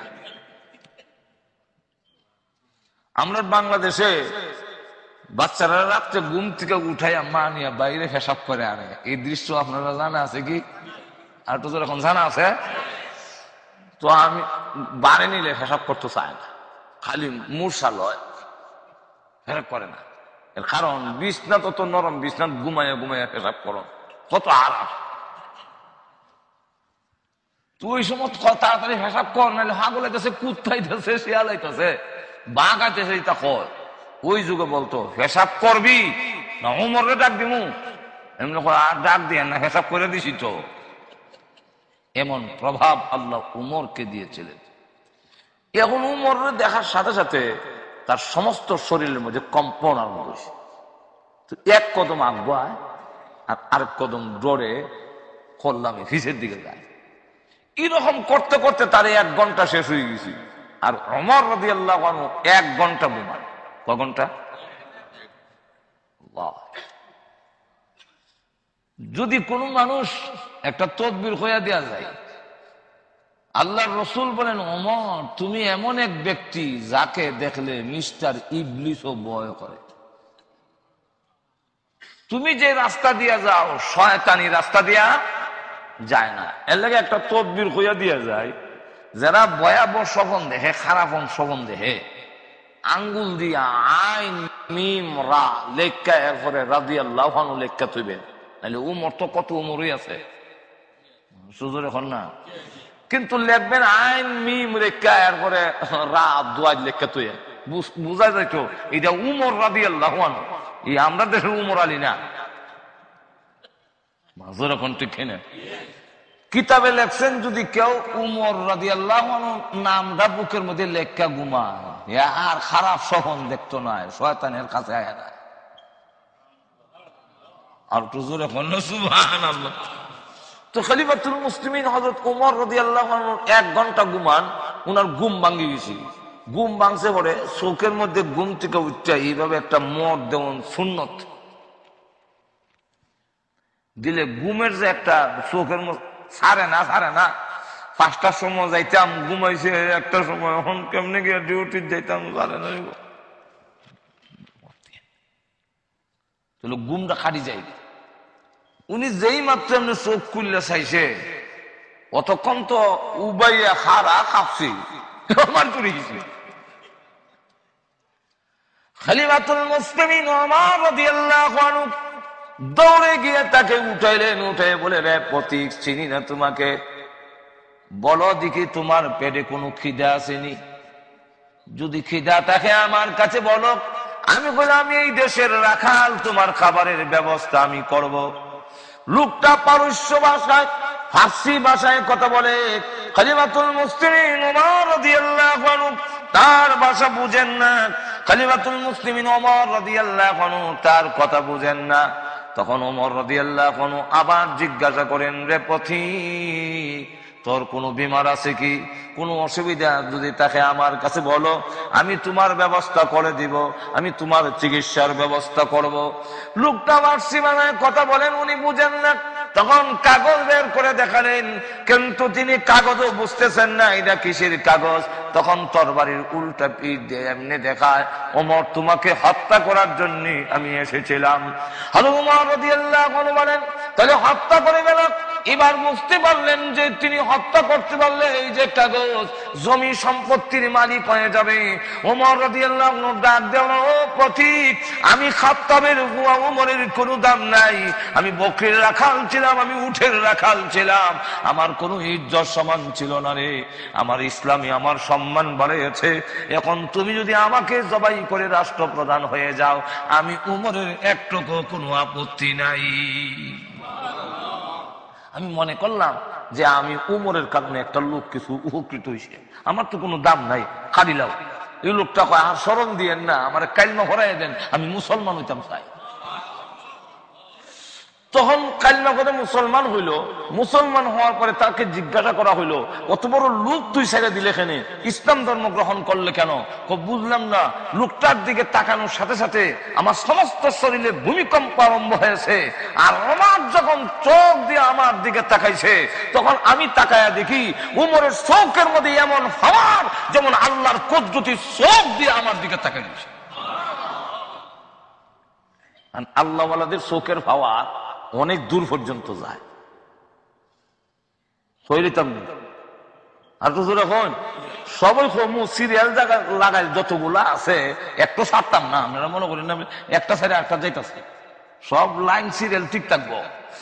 এখন লক্ষ্য করে দেখেন, বুঝাইতাম চাই উমরের আধ্যাত্মিকতার পাওয়ার কত দূরে। আল্লাহু আকবার। হযরত আলী রাদিয়াল্লাহু আনহু বলেন, আমি স্বপ্নে দেখি, একদিন ঘুমাই দিছি, স্বপ্নে দেখি মদিনার মসজিদের মিম্বরে বসে রাসূল বয়ান করতেছেন, আর আমরা বয়ান শুনতেছি। এই মুহূর্তে একজন লোক আইছে, একজন মহিলা আইসা বলতেছে গেটের সামনে যে, কে আছেন মসজিদে, আমার খেজুর গুলো নেন। আমার পাকনা খেজুর, গাছের মধ্যে ফাঁকনা খেজুর, পাকছে নতুন গাছ আর নতুন ফল ধরছে, আমি রসুলের জন্য নিয়ে আইছি, রসুল যেন খায়, আর এই খেজুর গুলো যেন অন্যদের মধ্যে বন্টন করে দেয়। এমনি রসুল বলেন, আলী ওই মহিলার খেজুর গুলো আনো। তো হযরত আলী বলেন, আমি গিয়ে খেজুর গুলো আনলাম। বাস্তবে না স্বপ্নে? স্বপ্নে। তো আইনা রসুলের কাছে রাখলাম। রসুল একটা খেজুর উঠাইয়া আমার হাতে দিলেন। আমি মুখে দিয়া দেখি গাছ ফাঁকনা খেজুর, তো খুব মজা, খুব মিষ্টি।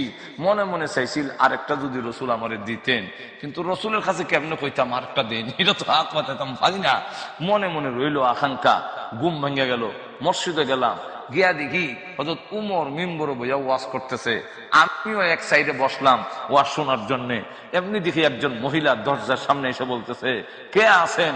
আমার গাছ পাকনা, প্রথম গাছের খেজুর পাকছে, আমি নিয়ে আসছি, আমিরুল মুমিনিন উমরকে দেন, উনি যেন নিজেও খায়, সাথীদের মধ্যে বন্টন করে দেয়। এমনি হযরত আলী রাদিয়াল্লাহু আনহু বলেন, উমর আমাকে লক্ষ্য করে বলেন, আলী খেজুরটি আন। হযরত উমর আলী রাদিয়াল্লাহু আনহু বলেন, আমি খেজুর আনিয়া আমিরুল মুমিনিন উমরের সামনে রাখলাম। তখন তিনি একটা খেজুর উঠাইয়া সর্বপ্রথম আমার হাতে দিলেন। আমি মুখের মধ্যে দেখি গাছ পাকনা, বড় মজা। এমনি কইলাম আরেকটা লইলাই। বললাম, উমর আরেকটা দিলে ভালো হয়, যেহেতু বড় গাছ পাকনা। এমনি উমর ডাক দেয়া কয়, ও আলী, রসুল তোমার কয়টা দিছেন? একটা দিছে। আল্লাহ রসুল যদি একটা দেয়া থাকে, আল্লাহর কসম আমি উমর তোমাকে দুইটা দেওয়ানের অধিকার আমার নাই। যেই মাত্রই কথা বললেন, হযরত আলী চোখ উল্টাইয়া কয়, স্বপ্নে কি তা হইছে না হইছে তাই হইতে পারে কেমনে? তো জিজ্ঞাসা করে, আপনি কি গায়েব জানেন? আপনি কি গায়েব জানেন? তখন তিনি বলেন, গায়েব জানি না, কিন্তু আল্লাহ ওয়ালারা অনেক দূর দেহে। আর তো জোরে কর না। তো হযরত উমর রাদিয়াল্লাহু আনহু আধ্যাত্মিকতার চোখের ভাওয়ার কি পরিমাণ, হিবরা দেখে কয়, আমি যখন দেখি আল্লাহর কুদরতি চোখ দিয়ে আমার দিকে চাই রইছে, কালিমা করে মুসলমান হয়ে গেছে। এখন ডাক দেয়া কয়, আমার সিকিউরিটি গার্ড হিসেবে রাখেন, যেহেতু আমি 1000 সৈন্যের মোকাবেলা করতে পারি, যেহেতু আমি স্পেশাল ট্রেনিং দিয়েছি, আমাকে আপনার সাথে রাখুন, আমি ওয়াদা দিলাম আপনার সিকিউরিটি গার্ড হয়ে থাকবো। হযরত উমর বলেন, সিকিউরিটি গার্ডের কোনো প্রয়োজন নাই, আমার আল্লাহ কোরআনে বলছেন, তোমরা যদি আমাকে রব মেনে মেনে ইস্তেকামতের সাথে থাকতে পারো, আল্লাহ রাব্বুল আলামিন ফেরেশতা দিয়া তার বান্দার সিকিউরিটির ব্যবস্থা করে। তো হযরত ওমর রাদিয়াল্লাহু আনহু আল্লাহর কাছে যখন দোয়া করে লইছে, আল্লাহুম্মা ইন্নী আসআলুকা শাহাদাতান ফি সাবিলিক ওয়া ওয়াফাতান ইলা বালাদি রাসূলিক, এই দোয়া যখন করছেন আল্লাহ দোয়া কবুল করে ফেলছেন। আর এর কারণেই ওই অগ্নি পূজারী আবু লুলু সাকের লাইনও দাঁড় করাইছে, মুসল্লির সাথে লাইনও দাঁড়িয়ে গেছে। হযরত ওমর রাদিয়াল্লাহু আনহু তিনি নামাজ আরম্ভ করলেন, ইমাম তিনি, কিন্তু দেখা গেল পিছন দিক থেকে তার খঞ্জর দিয়া, তার একটা বর্ষা দিয়ে এমন জোরে পিছন থেকে আঘাত করছে যে আঘাতের সামনে দিয়ে ছিদ্র হইয়া নারী বুড়ি সহ সামনে বের হয়ে গেছে। হযরত ওমর রাদিয়াল্লাহু আনহু নামাজের মধ্যে এক হাত দিয়া চাপ দিয়া ধরলেন, নামাজের বিছনায় পড়ে গেলেন। পিছনে দাঁড়ানো ছিলেন আব্দুর রহমান ইবনে আউফ রাদিয়াল্লাহু আনহু, ওনাকে টান দিয়া ইমামতির জায়গা টান দিয়ে এনে আদায় ইশারা দিলেন, নামাজ চালাইয়া যাও। জোরে কন্যা খলিফাতুল মুসলিমিন ওমর রাদিয়াল্লাহু আনহু মৃত্যুর সঙ্গে পাঞ্জা লড়তেছেন। যেই নামাজের মুসল্লায় দাঁড়াইয়া বিশ্ব নবী রাহমাতুল লিল আলামিন নামাজ পড়িয়েছেন, যেই বিছনায় দাঁড়াইয়া হযরত আবু বকর সিদ্দিক রাদিয়াল্লাহু আনহু নামাজ পড়িয়েছেন, সেই নামাজের মুসল্লা উমরের রক্তের দ্বারা লাল হয়ে গেছে। সাহাবীরা কেমন সাহাবী, হযরত ওমর রাদিয়াল্লাহু আনহু পড়ে আছেন, গড়াগড়ি করতেছেন, কিন্তু সাহাবীরা নামাজ ছাড়ে না, নামাজ পড়া আরম্ভ করেছেন। নামাজ কমপ্লিট করে তখন তাকে ধরলো, গ্রেফতার করলো। হযরত ওমর রাদিয়াল্লাহু আনহু মদিনার সবচেয়ে বড় ডাক্তার এসে যখন ওষুধ দিলেন, কিন্তু ওষুধের ডোজ মুখে দিলে ওই ছিদ্র দিয়া বের হয়ে যায়, তখন তিনি বললেন, আমাকে চিকিৎসার আর দরকার নাই, আমার সময় শেষ হয়ে যাচ্ছে। হযরত আব্দুল্লাহ ইবনে ওমর রাদিয়াল্লাহু আনহুর ছেলে, যার নাম আব্দুল্লাহ, তাকে পাঠাইলেন আম্মাজান আয়েশা, তিনি হলেন গোটা উম্মতের মা, তিনি আম্মাজান, যিনি আমার মা, যাও গিয়ে বলো আমার জীবনের আকাঙ্ক্ষা, আমার জীবনের সবচেয়ে বড় চাওয়া এবং পাওয়া, আল্লাহর নবীর কাছে একটি কবরের জায়গা বাকি আছে, ওই জায়গাটা যেন আমি ওমরকে দান করে দেন। আম্মাজান আয়েশা সিদ্দিকা রাদিয়াল্লাহু আনহার কাছে যখন আসলো, আব্দুল্লাহ ইবনে ওমর রাদিয়াল্লাহু আনহু বলেন, ওগো আম্মাজান শুনুন, আমার আব্বার শেষ আকাঙ্ক্ষা, মাসরিক থেকে মাগরিব পর্যন্ত আলোড়ন সৃষ্টি হয়ে গেছে উমর আহত হওয়ায়, কিন্তু এখন দেখা যায় আমার আব্বা বিদায় হয়ে যাবেন, ওসিয়ত করেছেন ওই জায়গাটা যদি আল্লাহর নবীর পাশে দিতেন, যে এই জায়গাটা খালি আছে, শুধু একটা কবর দেওয়া যাবে, এতটুকু জায়গা খালি আছে, এছাড়া আর কোনো খালি জায়গা নাই। জায়গার মালিক হলেন আয়েশা সিদ্দিকা রাদিয়াল্লাহু আনহা। তিনি বলেন, আব্দুল্লাহ ইবনে ওমর, তামাম পৃথিবী যদি একদিকে রাখা হয় আর ওই কবরের জায়গাটা যদি একদিকে রাখা হয়, তামাম পৃথিবীর চাইতে ওই কবরের জায়গাটার দাম বেশি। আমি আয়েশার আকাঙ্ক্ষা, ওই জায়গায় আমি শুইব, কিন্তু আমি কাউকে দিব না। আমি যদি তামাম পৃথিবীর মালিক হইতাম আর তোমার আব্বা দরখাস্ত করতেন, তামাম পৃথিবী দিতে পারি, কিন্তু ওই জায়গা দিতে পারি না, যেহেতু আমি আয়েশার আকাঙ্ক্ষা, বিশ্ব নবীর পাশে আমি আয়েশা চিরদিনের জন্য শহীদ হব, এই জায়গায় আমি শুনবো, এই জায়গায় আমার আকাঙ্ক্ষা। হযরত আব্দুল্লাহ ইবনে ওমর রাদিয়াল্লাহু আনহু ব্যর্থ হইয়া রওনা হয়ে গেলেন। কিছুক্ষণ যাইতে না যাইতেই তিনি সংবাদ পাঠাইলেন, গিয়া বললেন, যাও গিয়া কও আব্দুল্লাহ ইবনে ওমরকে আসার জন্য। তিনি আবার আসলেন, আসার পরে বলেন, চোখের পানি ছেড়ে দিয়ে তিনি কাঁদতেছেন আর বলেন, আব্দুল্লাহ ইবনে ওমর, আমি তোমার আব্বার জন্য ওই জায়গাটা ওয়াকফ করে দিলাম, দিয়ে দিলাম, যাও নিয়ে যাও। আর তিনি জোরে জোরে কাঁদতেছেন। আব্দুল্লাহ ইবনে ওমর রাদিয়াল্লাহু আনহু বলেন, ইয়া আম্মাজান, প্রথমে আপনি নিষেধ করে দিলেন, এখন আবার দিয়ে দিলেন, কাঁদতেছেন, কারণটা কি? নিষেধ করার পরে একটা কথা আমার স্মরণ হয়ে গেল, কিয়ামতের কঠিন ময়দানে বিশ্বনবী রাহমাতুল লিল আলামিন যদি বলেন, আয়েশা গো, তুমি না উম্মত জননী, উম্মতের মা, ওমর তোমারই সন্তান হয়ে একটি জায়গার জন্য আবদার করেছিল, তুমি একটু জায়গা দিতে পারলে না, তুমি কিসের মা হলে? কিয়ামতের মাঠে বিশ্বনবীর সামনে আমি কি জবাব দেব? এই কারণে আমার সবচেয়ে মহব্বতের জায়গা উমরের জন্য আমি দান করে দিলাম। হযরত ওমর রাদিয়াল্লাহু আনহু তিনি প্রথমে পাঠাইয়া আবার পিছনে দৌড়ে লোক পাঠাইলেন, আব্দুল্লাহ ইবনে ওমরকে গিয়ে বলো জায়গা লাগবে না, উনি যেন প্রস্তাব না দেয়। কেন? বলে আমার একটা কথা ইয়াদ হইছে। কি কথা? বলে আমি এখনো রাষ্ট্রপ্রধান, আমি এখনো আমিরুল মুমিনিন, প্রাণ যাওয়ার আগ পর্যন্ত তো আমি ক্ষমতায় এখনো আমার আছে। এখন ক্ষমতা থাকা অবস্থায় আরেকজনের জায়গা যে আমি প্রস্তাব দিলাম, এটা তো আমার রাষ্ট্রীয় ক্ষমতার অপব্যবহার হইতে পারে। আমার ক্ষমতার বলে জায়গা দখল করেছি, কিয়ামতের মাঠে যদি আমি আসামির কাঠগড়া হয়ে যাই, সুতরাং আমার ছেলেকে গিয়ে বলো জায়গার প্রস্তাব দিতে হবে না, ফিরে আসার জন্য। কিন্তু প্রস্তাব নিয়ে যেতে যেতে আব্দুল্লাহ ইবনে ওমর রাদিয়াল্লাহু আনহু বলেন যে আম্মাজান আয়েশা সিদ্দিকা ওনার জায়গা আপনার জন্য ওয়াকফ করে দিয়ে ফেলেছে। তো আল্লাহর নবীর পাশে হযরত উমর রাদিয়াল্লাহু আনহু শোয়ার সুযোগ হয়ে গেল। এই তিনজন হাদিস কেমন বাস্তবায়িত হয়, আল্লাহ রাসূলের হাদিসের কথা কত সত্য যে এখনো আল্লাহ রাসূলের পাশে আবু বকর সিদ্দিক রাদিয়াল্লাহু আনহু আসেননি, আতজোর কন্যা উমর আসেননি, কিন্তু যার গড়ের মালিক যিনি আয়েশা সিদ্দিকা রাদিয়াল্লাহু আনহা, উনি কিন্তু শোয়ার সুযোগ হইছে না। জোরে কোন ঠিক না? ঠিক না?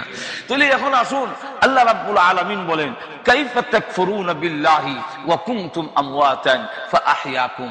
ও পৃথিবীর মানুষ, তোমরা একটু বিবেচনা করো, একটু চিন্তা করো, একটু তোমার যে সাধারণ জ্ঞান আছে সেই জ্ঞান দিয়ে একটু চিন্তা করো, সেই সত্তার সাথে, সেই আল্লাহর সাথে তুমি কিভাবে নাফরমানি করো, তার কথা অমান্য করো কেমনে? তোমার বডির অস্তিত্ব ছিল না।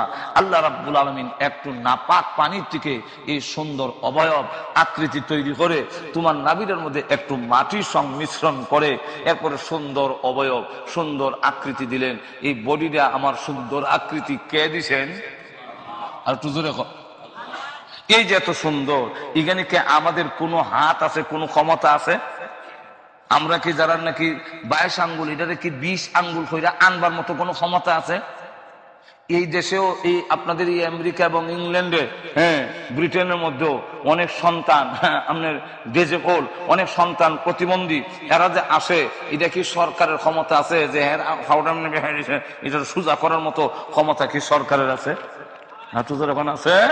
আল্লাহ রাব্বুল আলামিন বলেন আমি যেমনি তেমনি বানাইছি, এখানে কারো কোনো হাত। আল্লাহ নিজে বলেন هو الذي يصوركم في الأرحام كيف يشاء। আল্লাহ বলেন আমার যেমন ইচ্ছা এমন ভাবে তোমাদের বানিয়েছি, এখানে কারো কোনো হাত নাই। সুন্দর অবয়ব হইল, সুন্দর আকৃতি হইল, চোখ হইল, নাক হইল, কান হইল, সবকিছু সুন্দর গঠন প্রকৃতি হওয়ার পরে মার ফেরের ভিতরে হইছে, এখন 4 মাস পর্যন্ত এটা মরা। এখন এই অবস্থায় যদি প্রাণ না দিয়া, রূহ না দিয়া আল্লাহ যদি আমাকে দুনিয়াতে পাঠিয়ে দিতেন, আমার এই বডির কি কোনো দাম ছিল? আর একটু জোরে কম। এমন বডি সন্তান কি দুনিয়াতে আয় না? আরো জোরে কোন আসে না? মরা বাচ্চা হয় না?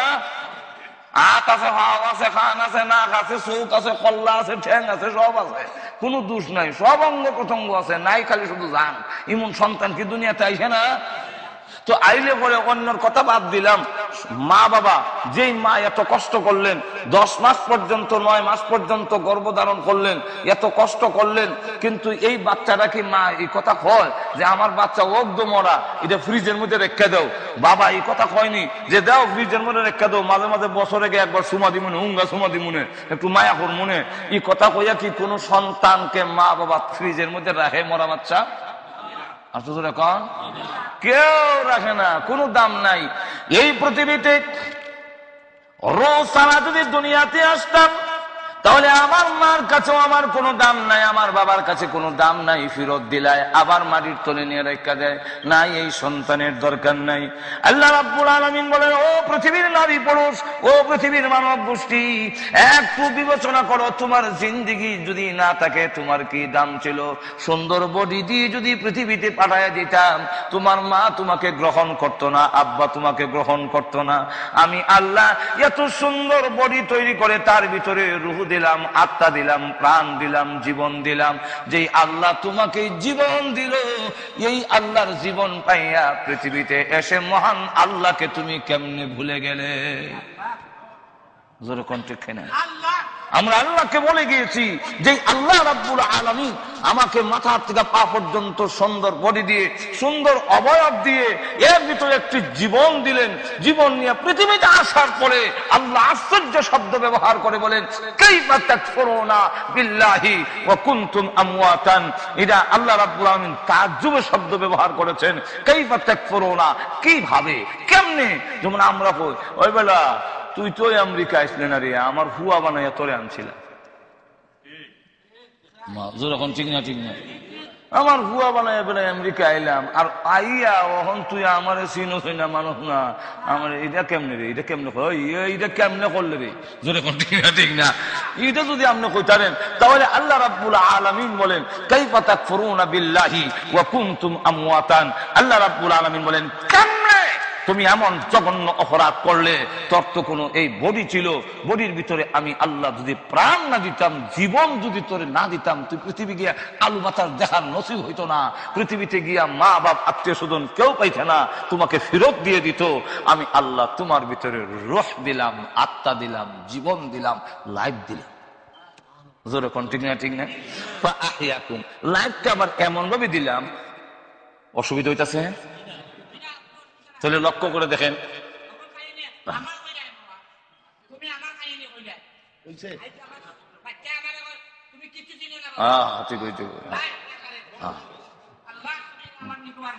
মাশাআল্লাহ। এখন লক্ষ্য করে দেখেন, আচ্ছা দেখেন, চোখ খুললা নিতে পারবো নি? আচ্ছা একটু লক্ষ্য করে দেখেন না, মারতেন না। মানুষের অনেক সময় বিষের দুঃখ থাকলে সে জজবা বেশি আয়, মাজুর এখন ঠিক কিনা? এটা আপনি আরো জনের দুঃখ সময় হাসতা না, মাজুর এখন ঠিক কিনা? এবার তো দুঃখ ভাইয়া কইতাছে, আপনি যদি আবার এমন দুঃখ পাইন তখন বুঝবা, এলিগা ইয়ে করতে না। তো এখন লক্ষ্য করে দেখেন, আমার চোখ খুললে নেওয়ানের সম্ভাবনা, একজনে যদি ডাকাইতে সুর ডাকাইতে ধরে আমার চোখ খুললে নিয়ে গিয়ে নিতার বুনি, চোখ খুললে নিতারতো না। আপনার এইটা আশ্চর্য কথা কইলা, চোখ খুললে নিতার তো ডাকাইতে খুললে খুললে লই যাব কি ন্যায় নাই রকম। আচ্ছা আমার ভিতরের কিডনি পর্যন্ত খুললে লইয়া যাবে, যখন ঠিক না? আল্লাহ রাব্বুল আলামিন রূহটাকে এমন ভাবে ভিতরে দিয়ে দিলেন, নাইলে হাইজেক কইরা আমেরিকার পক্ষ থেকে রূহ হাইজেক করাইয়া মানুষে মারাইয়া রূহ আইনা বড় বড় লিডাররা হেরার একটা রূহ সাথে আর একটা ফ্রিজ আইনা জমা করে রেখে দিব, ইডার মিয়া শেষ হইলে হিডাইনা লাগাই দিব, এই কইরা হে 1000 বছর বাঁচবো আর মরতো না। ঠিক না, ঠিক না? আমার আল্লাহ, আমার মহান আল্লাহ রাব্বুল আলামিন এমন ভাবে রূহটাকে ফিট করে দিলেন, ভিতরের ভিতরে জীবনটাকে আমার দেহের ভিতরে মাথার থেকে নিয়ে পায়ের আঙ্গুল পর্যন্ত এমন কোন জায়গা নাই যেই জায়গার ভিতরে আল্লাহর রূহ দেয় নাই। রূহ আমার চুলের গুড়িতে আছে, রূহ আঙ্গুলের মাথা তো আছে, আমার পায়ের মধ্যে রূহ আছে। এই জন্য রূহ আছে বলে আঙ্গুল লড়ে, রূহ আছে বলেন ফাতি মারি, রূহ আছে বলে জিহ্বা নড়ে, সব জায়গায় রূহ। আল্লাহ বলেন এমন জায়গায় তোমার রূহটাকে আমি দেহের মধ্যে ফিট করে দিলাম, পৃথিবীর কেউ কিয়ামতের আগে আইলে আমার কাছে এইতো, কিন্তু পৃথিবীর কেউ তোমার রূহ নিতে পারবে না। আমরা রূহ আজরাইলে অতীতে অনেক মানুষের নিছেনি, আমরা নিবনি তো তো বোঝা যায় নেওয়ানের মতো একটা কিছু আর দুজন এখন না আসেনি। আজরাইলে যখন টান্ডা সিরা রুল হয়ে যায়, কিন্তু তোর রুবির একটা আছে, আজরাইল নিতে পারে কিন্তু বুশে নিতে পারবে না, ওবামা নিতে পারবে না, বাংলাদেশের প্রেসিডেন্ট নিতে পারবে না, ভারতের প্রেসিডেন্ট নিতে পারবে না, আবার ইংল্যান্ডের ব্রাউন তিনি নিতে পারবেন না, পৃথিবীর কেউ নিতে পারবে না। আল্লাহ বলেন আমি দিছি, আমি যেদিন আনবো এদিন কেউ ধরে রাখতে পারবে না, কিন্তু আমি রূহ দিছি, পৃথিবীর কেউ হাইজেক করে ছিনতাই করে নিতে পারবে না। ঠিক না, ঠিক না? রূহ নিতে পারে না। তাহলে এখন চিন্তা করেন, মাথার থেকে পা পর্যন্ত আল্লাহ বলেন এমন জায়গায় তোর রূহটা এমন ভাবে দিলাম, দুইটা জায়গার সাথে আবার সম্পর্ক রূহের বেশি। কয় জায়গায়? কিন্তু মাথার থেকে পা পর্যন্ত সকল জায়গায় রূহ। মাত বুঝেননি? মাথার থেকে পা পর্যন্ত সব জায়গায় রূহ আছে, কিন্তু দুই জায়গার মধ্যে সম্পর্ক বেশি। কোন দুই জায়গা? একটা হলো মাথা আর একটা হলো বাম স্তনের এখানে এই জায়গাটা। এই দুইটা জায়গার মধ্যে রুর সম্পর্ক বেশি। এই কারণে এই দুই জায়গায় আঘাত করলে মানুষ মারা যায়। বুঝাইতে পারছিনি? হাত কাটলেও মানুষ মরে না, পাও খাদি লাইলে মানুষ মরে না, চোখ খুলে নিছে কি মানুষ মরে না, জিব্বা খাদি লাইছে মানুষ মরে না। কিন্তু একটা ছুরি দিয়ে সেন্টার মতো এখানে যদি হাত মারে, দুই জায়গার সাথে রুর সম্পর্ক বেশি। আল্লাহ বলেন রুটা কেন দিলাম? রুটার জীবনটা এমন ভাবে দিলাম, কোন নাস্তিক যদি বলে, যারা আল্লাহর অস্তিত্ব বিশ্বাস করে না, তোমরা যদি এই কথা বুঝায় যে রু আল্লাহ নাই, তাহলে তাদেরকে জবাব দিবা তুমি কিভাবে?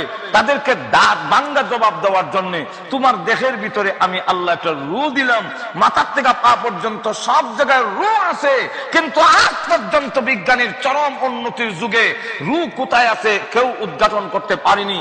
আল্লাহ বলেন আসমান থেকে জমিন পর্যন্ত প্রত্যেকটা মাখলুকের ভিতরে আমি মহান আল্লাহ আছি। মাথার থেকে পা পর্যন্ত রু যেমন আছে, আসমান থেকে জমিন পর্যন্ত সব মাখলুকের ভিতরে আর যখন আসেনি, এখন রু যেমন আছে দেখানি জানা। ভিডিওটি যদি ভালো লাগে তাহলে প্লিজ চ্যানেলটিকে সাবস্ক্রাইব করে চ্যানেলের পাশে থাকবেন। আর বিশেষ করে আমাদের চ্যানেলে প্রতিদিন নতুন নতুন আনসারী সাহেবের ওয়াজ ভিডিও আপলোড করা হয়। যদি ভালো লাগে তাহলে প্লিজ আমাদের পাশে থাকবেন। ধন্যবাদ।